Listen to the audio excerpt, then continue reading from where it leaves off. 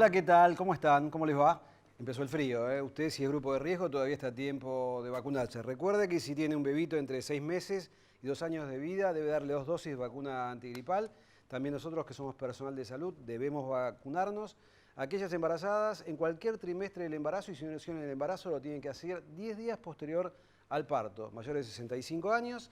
Y en el medio de estos grupos etarios, aquellas personas que tengan enfermedades crónicas, como los obesos mórbidos, pacientes diabéticos, trasplantados, pacientes HIV positivo, en quimioterapia, etcétera, etcétera, deben hacerlos. Estas personas deben acreditar esa condición a través de una receta.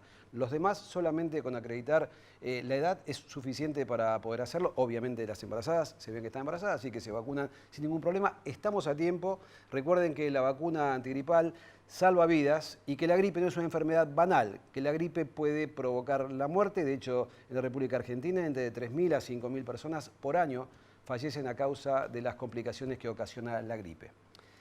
Veía el otro día una noticia de España, una noticia de un chiquito de 8 años que muere por atragantamiento delante de sus padres por una salchicha. Ustedes dirán, una cosa extremadamente rara. No, no es tan raro que pase esto. En España por día, y España tiene una población parecida a nosotros, unos 47 millones de habitantes, mueren por día 6 personas por atragantamiento. La mayor cantidad de personas son mayores de edad, que a veces no tienen problemas de glutorios y toman pastillas, y de este modo se quedan atragantados, a veces con su propia dentadura, pero chicos, a veces en fiestas, corriendo, comiendo caramelos, uvas, inflando globos o comiendo frutos secos, pueden atragantarse. Y a veces no sabemos qué hacer.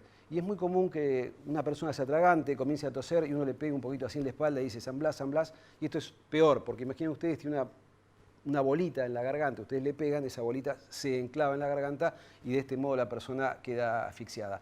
Cuando se siente que la persona de algún modo tose o se agarra la garganta y tose, significa que algo de aire pase, pero a veces la persona se agarra y no hace ningún ruido porque no pasa nada de aire. La oclusión es total. Tenemos poco tiempo para proceder y hay una maniobra que describió un médico americano hace ya varios años, 1974, que es la maniobra de Heimlich, que consiste en agarrar desde atrás a la persona, abrazarla, colocarle el puño de esta manera entre una línea que está imaginaria, por supuesto, que está entre el ombligo y el esternón, comprimir el abdomen y tomarlo así de atrás con las dos manos y hacer una fuerza hacia adentro y hacia arriba, en forma de J. De este modo generar mayor presión con la cabeza inclinada y que la persona pueda eliminar el contenido que tiene en la garganta. Con esta maniobra en Estados Unidos se han salvado 100.000 personas. Hablaba siempre con estos temas en las últimas semanas. Es una muestra que hice en vivo en C5N. Y todos me decían, no, una vez me pasó, una vez vi una persona que en un restaurante se asfixió, otro que pudo eliminar el producto. Y recuerden, hace muy poco tiempo, en Pinamar, un concurso de quién comía más medialunas, fue el año pasado, en 2018, una persona adulta murió justamente por atragantamiento delante de un montón de gente porque nadie supo qué hacer. Y el desorden en estas cosas es muy importante. Siempre tiene que haber una persona que organice, que diga, tomá, llama al 107, llama a emergencias y le hace la maniobra para poder que esta persona desobstruya su vía aérea, pueda respirar y de este modo salvar una vida. Siempre digo, a veces solamente con las manos salvamos vidas. Aquellas personas que necesitan NRCP, aprendemos a hacer RCP y esto no pasa en el hospital. Esto nos pasa acá, con la gente que está en el estudio, se cae uno, una muerte súbita. Uno puede ayudar a las personas simplemente con las dos manos. Y salvar una vida, no saben lo lindo que es. Es algo maravilloso, algo que uno se va a sentir gratificado para siempre. Bueno, dicho todo esto, hablamos del frío, del atragantamiento, vamos a hablar acerca de temas que tienen que ver con la bioética y también con la negligencia parental. Les voy a contar una historia pequeña que sucedió, pequeña para nosotros en cuanto a noticia, pero muy grande en cuanto al impacto que tiene. 3 hermanos, padres antivacunas, ninguno vacunado. Uno de los hermanos presenta, de 6 años, presenta una leucemia. Una leucemia, no importa el tipo, pero tenía 80-85% de probabilidad de cura. Uno de los hermanos enferma con sarampión, contagia al otro y contagia al hermanito que tiene leucemia. Estos dos se salvan, pero el que tiene leucemia muere a causa de la inmunodeficiencia provocada por la falta de vacunación. Si este hermanito de 6 años hubiese estado vacunado, no hubiese muerto. vamos a hablar acerca de estos temas que tienen que ver con la bioética y la negligencia parental. Nos acompaña para esto el doctor Ignacio Maglio, que es abogado del Hospital Muñiz, es abogado de la Fundación Huésped, también del Sanatorio Finoquieto, tiene cargos en la UNESCO, es una persona muy reconocida en todo el mundo de la medicina y también de la abogacía y por supuesto de la bioética. Tanda pequeña, enseguida volvemos, no se vaya.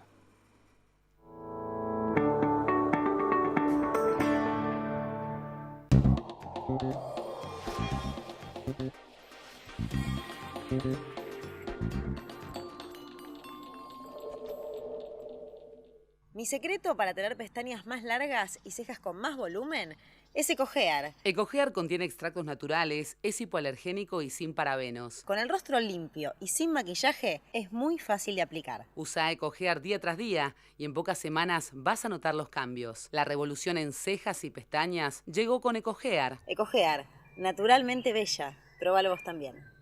¿Conocés los planes de salud de Andar, la obra social de los viajantes vendedores? Planes para empleados en relación de dependencia, monotributistas y particulares. Solicita un asesor comercial al 0810-345-0184. Hace más de 30 años, trabajamos e invertimos para equipar y modernizar las instalaciones de nuestros centros de salud, para que todos los trabajadores hoteleros y gastronómicos del país puedan acceder a la más completa cobertura médica. Padre primerizo, ¿no? ¿Y qué fue? ¿Nena o nene? Oxudra, la misma pasión de ayer, el mismo compromiso hoy.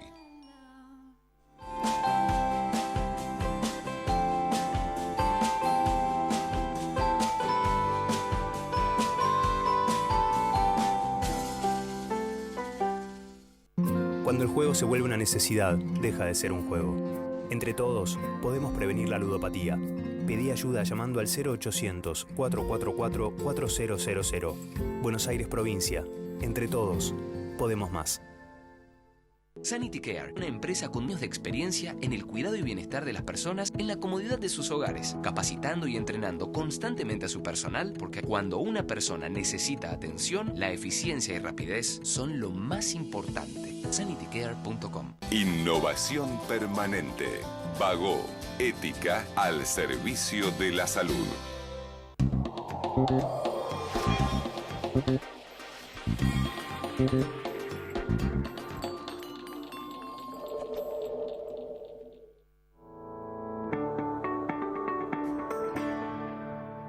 Qué historia que conté recién, ¿no? Impresionante. 3 hermanitos, padres antivacunas, un chiquito con leucemia, los hermanos lo contagian sarampión por no haberse vacunado, el chiquito de leucemia fallece.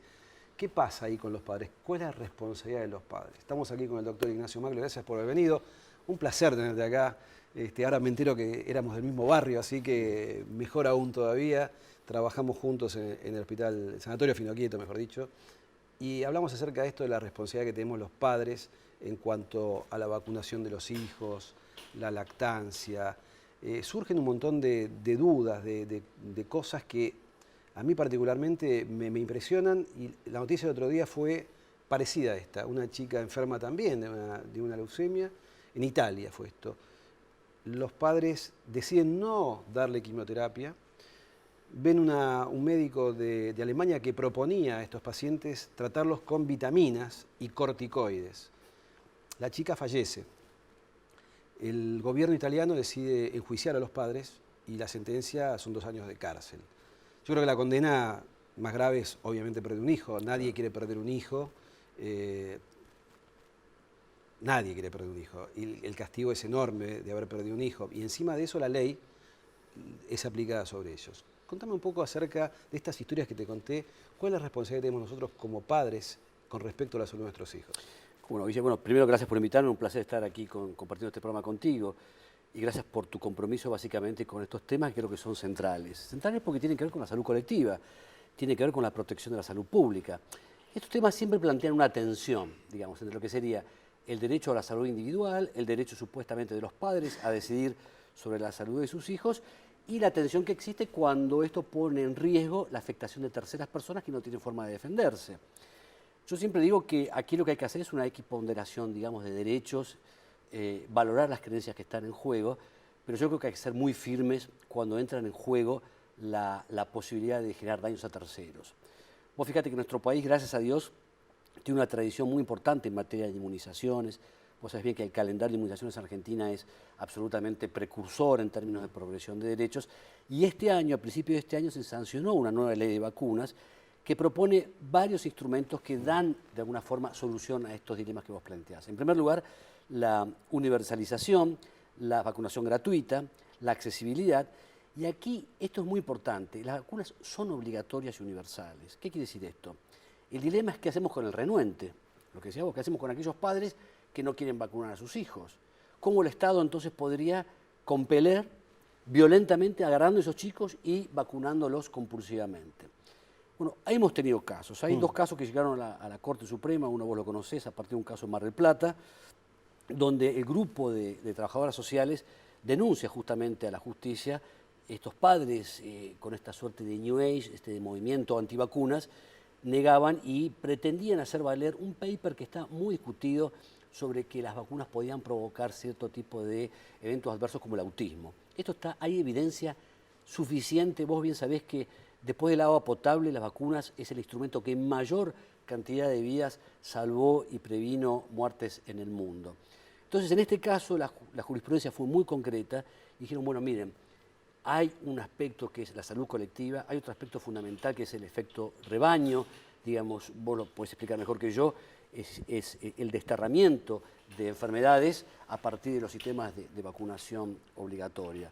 De manera tal que ya pasa de ser un problema que se vincula con el principio de autonomía y pasa a ser un problema de afectación pública, es decir, cuando esa renuencia puede afectar a otras personas, porque acá no es solamente los chiquitos o los hermanitos, sino el gran problema también es el resto de la población, claro, que a través de ese efecto rebaño que tiene la protección de la inmunización, y vemos con esto, con mucha preocupación, el rebrote de enfermedades que ya de alguna forma estaban absolutamente desterradas. No, es muy preocupante, siempre pongo el caso emblemático de Italia, pues ya leí dos fallos, donde el gobierno italiano acusa a los padres de homicidio culposo ante la muerte de un chico por una enfermedad inmunoprevenible. Y siempre trato de comparar esto, tengo un avioncito por ahí que muestra un avión, si después me traen el maletín les muestro un avioncito para tomar dimensión. Imaginemos un avión, el Coloso de los Cielos, el 380, el más grande, que lleva 500 personas, imaginemos 500 chicos. Ese avión se cae con 500 chicos, entonces decís, es una noticia que sale en el mundo y va a seguir en la mente de la gente por muchísimos años. Pero imaginemos que ese día no se cae un avión con 500 chicos, se caen 7 aviones con 500 chicos. Sería una cosa impresionante. Ahora imaginemos que esto pasa todos los días durante 16 años. Esas son las muertes que se han evitado con una sola vacuna, que hablábamos recién, que es contra el sarampión. Claro.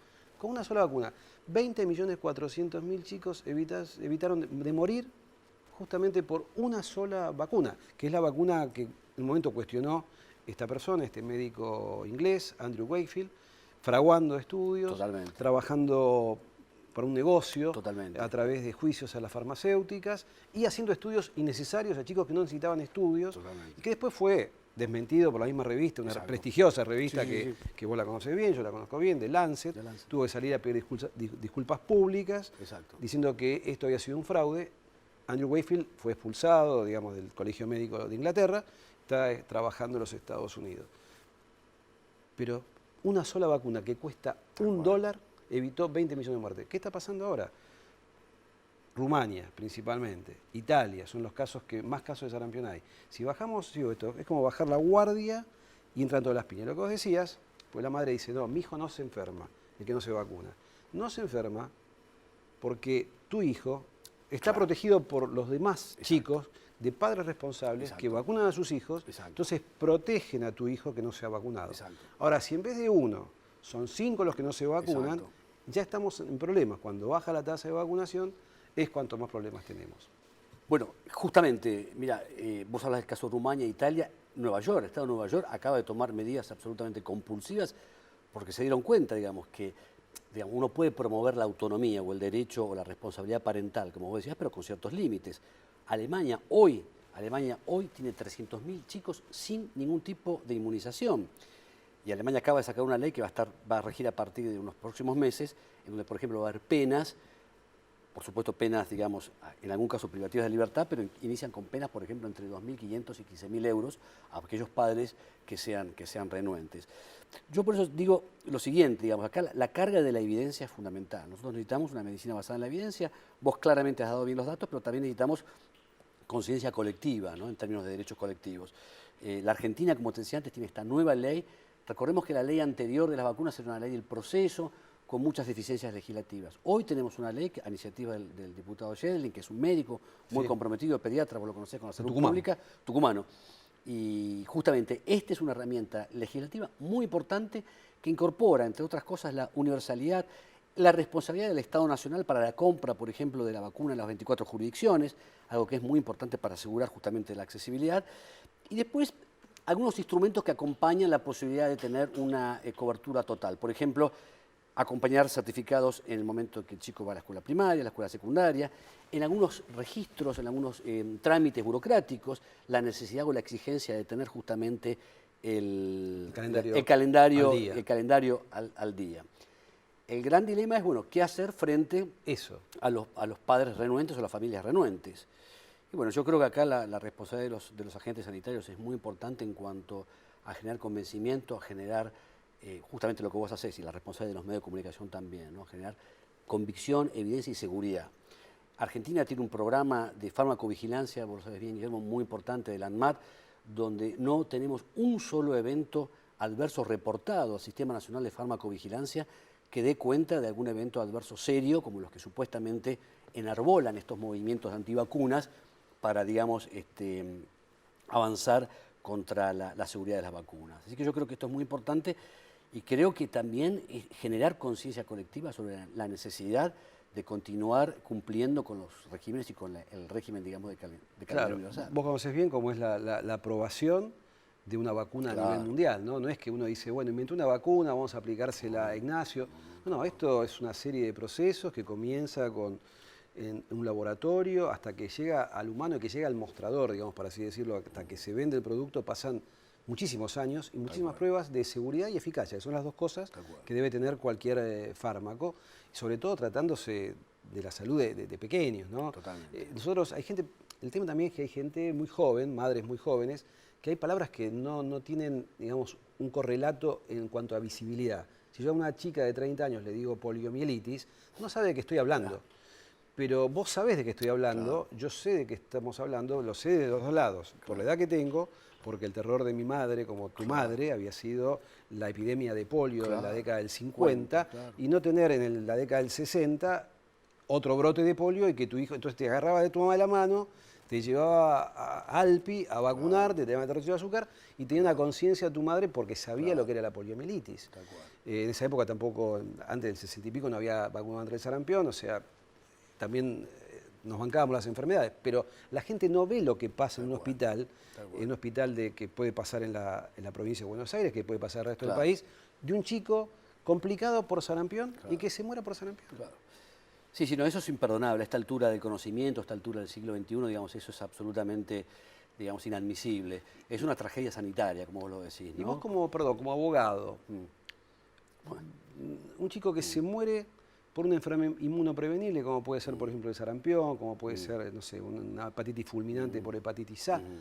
¿Qué responsabilidad cabe a los padres? Sí, es una gran pregunta. Mirá, hay todo un tema de responsabilidad parental, inclusive en el nuevo Código Civil hay herramientas, digamos, que establecen...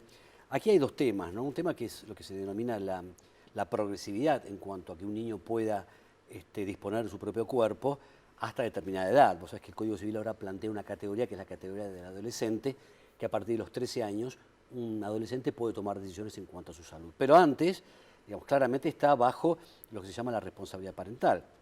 Y ahí claramente hay una responsabilidad indubitable de los padres o del representante legal del niño.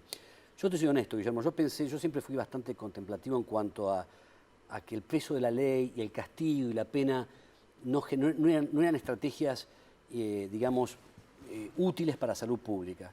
Pero con el paso del tiempo me di cuenta que en algunos casos marginales, cuando hay afectación para terceras personas y para esos niños, yo creo que ahí el peso de la ley tiene que ir, digamos, con todo.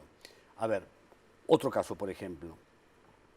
Cuando mis decisiones afectan la salud pública y la gente no tiene posibilidad de defenderse, porque este es el otro tema. Por ejemplo, un paciente Claro. basilífero con tuberculosis que está en el sanatorio del hospital no se puede ir de alta, porque no está en condición de alta, porque esa persona en un colectivo, en un subte, puede contagiar a cientos de personas en un año. Entonces ahí, yo creo que ahí ya es cuando la ley tiene que entrar con todo el peso de la ley. De la misma forma que una familia que decide no vacunar a los chicos. Ahí creo que hay que ver el tema de la progresividad ¿Y también. cómo ¿no? viste el tema de Nueva York, de la multa Sí. en dinero? Sí, yo creo que, bueno, muchas veces se dice que el órgano más sensible es el bolsillo, ¿no? A través de lo cual uno puede, digamos, tener un ejemplo ejemplificador en cuanto a la pena o al castigo. Yo creo que de todas formas, igual me parece que lo más importante es en términos de prevención y de asistencia primaria, generar el convencimiento a toda la población. Yo soy, a ver, por principio soy demócrata, pero a mí no me gustó, por ejemplo, que en el Congreso, y te soy honesto, se haya invitado en la discusión del proyecto de ley vacunas a los grupos antivacunas. Porque como yo a una discusión parlamentaria escucho todas las opiniones, soy respetuoso, digamos, de las minorías, pero en la medida en que tengan una argumentación racional, sensible y respetuosa de los derechos y del derecho internacional. Es decir, yo no puedo invitar a alguien a una discusión de un proyecto de ley que no tenga ningún tipo de sustento, digamos, científico, serio, y que es más, y que no solamente no tenga sustento científico de ningún tipo, sino que pueda afectar a terceras personas con este discurso. No, porque siempre digo esto, ¿no? O sea, nosotros como médicos, como comunicadores, tenemos una responsabilidad enorme en los medios. Y a veces cuando un graph, un zócalo, tiene un signo de preguntas, genera una duda. Y yo me enojé mucho cuando vi en un programa de televisión, las vacunas son seguras. ¿Para qué pasa caminando? Y mira eso y dice, oh, es como que, en esto no hay duda, no es que Ignacio Maglio, Guillermo Capulla o cualquier médico que va a los medios, que trabaja en políticas públicas, decide esto. Esto nos respaldan bibliotecas enormes, ¿no? No es que uno argumenta esto por sí solo. Nosotros tenemos argumentación para poder decir esto. Sí, argumentación y evidencia científica y evidencia empírica, digamos, como te decía antes. No hay ningún instrumento en el mundo, ningún descubrimiento o invento que haya favorecido más a la humanidad que las vacunas luego del agua potable. Es decir, esto es, digamos, indiscutible. ¿Puede pasar que un chiquito que vaya a un colegio privado, el colegio no le permita acceder al ciclo lectivo si no tiene la vacunación al día? Justamente, la ley, esta nueva ley, que es una ley, yo creo que de avanzada, es un ejemplo para toda Latinoamérica y para el mundo. Vos fíjate que Alemania recién toma como modelo, no sé si toma como modelo, pero un modelo similar al de Argentina para implementarlo a partir del 2020 en Alemania. Estados Unidos ahora plantea la compulsividad y la obligatoriedad. No en todos los países tenemos sistemas normativos que avalen la obligatoriedad de las vacunas. Ahora bien, en digamos, la propia ley establece sistemas de progresividad. Si en algún momento dado, después de charlar, de consenso, esos padres deciden no vacunar a los chicos, ese chico evidentemente va a tener consecuencias jurídicas sociales, como por ejemplo no ingresar a un club, no ingresar a una escuela, porque también hay riesgo hacia terceros. Bien, te voy a sacar un poquito de este tema, porque creo que te llamé por teléfono, estabas de viaje y me atendiste muy amablemente con respecto a este caso que sucedió en Europa, una chica que pidió morir. Claro. Vos me dijiste ahí, hablaste algo de eutanasia, y estos son conceptos que me gustaría, nos queda poquito tiempo, pero me gustaría que lo puedas aclarar esto desde el punto bioético. Sí, cómo no, Guillermo. Mira, yo creo que es una gran discusión que yo creo tarde o temprano Argentina se va a tener que dar. Una cosa es el derecho a la muerte digna, que Argentina lo tiene garantizado, porque la última modificación que se hizo de la Ley de los Derechos de los Pacientes se habló de muerte digna, que significa, digamos, que una persona pueda decidir, digamos, que no se implementen o pedir el retiro del soporte vital para poder morir en paz, digamos. Eso sería lo de que es muerte digna. Ahora, eutanasia, cuando hablamos de eutanasia, hay que referirse solamente a un supuesto, que es producir la muerte de un paciente a su requerimiento a través de la administración, digamos, de un cóctel en dosis letales. Exacto. Eso es eutanasia. En nuestro país sería un homicidio, digamos, inclusive puede ser agravado en relación de la actividad del médico, pero en muchos países la eutanasia como tal, es decir, la muerte activa producida a requerimiento del paciente, está aceptada. En América Latina recientemente se acaba de aceptar, por ejemplo, en Colombia. Y yo creo que esto da para otro programa, pero así como nosotros discutimos los derechos en los inicios de la vida, todo lo que es ILE o IBE, interrupción voluntaria del embarazo, con la discusión del aborto, en algún momento como sociedad vamos a tener que darnos la discusión sobre la posibilidad de tener este derecho a morir. Hay circunstancias absolutamente marginales, poco frecuentes, pero donde la vida o continuar con la vida para muchas personas es un suplicio y es una carga de indignidad y de sufrimiento que la única posibilidad de suprimirla es terminar con su vida. Esta es una gran discusión, pero insisto, muerte digna, no hablemos de formas pasivas, porque muchos dicen el retiro de soporte vital en un paciente crítico, la alimentación o la hidratación, tiene que ver con la muerte digna, no hay forma de eutanasia pasiva. Porque si no, lo que genera en el inconsciente colectivo es lo dejaste morir de sed y de hambre, no puede ser tan impiedoso. Y nada que ver, no se trata de eso. En determinadas circunstancias médicas, vos lo sabés bien, la hidratación o la alimentación son procedimientos médicos invasivos que, como cualquier procedimiento médico, tienen indicaciones y contraindicaciones. ¿De qué me sirve tener a mí cadáveres oxigenados en terapia intensiva? Perdóname la expresión, pero para ser un poco bien figurativo y concreto. Entonces yo creo que hablar de formas pasivas no es bueno, especialmente para la comunicación y para que la gente sepa entender de qué se trata esto. Yo siempre digo 3 verbos. No se trata ni de dejar ni de hacer morir, se trata de permitir morir.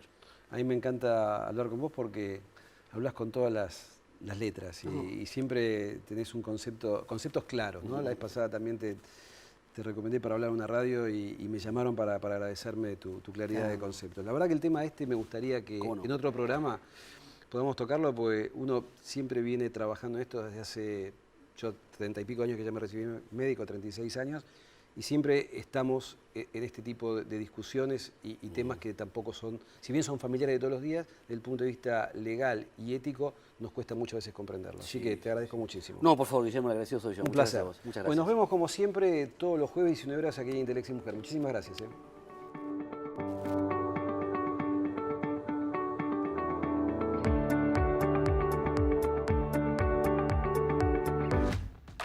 Insomnio, ansiedad, adrenalina. Pagué alto el precio de querer ser el mejor. Y cuando no se dio, también lloré de la bronca. Pero valió la pena, porque gané algo glorioso. Tantos hermanos que hice, que aún hoy están conmigo. Medife está conmigo.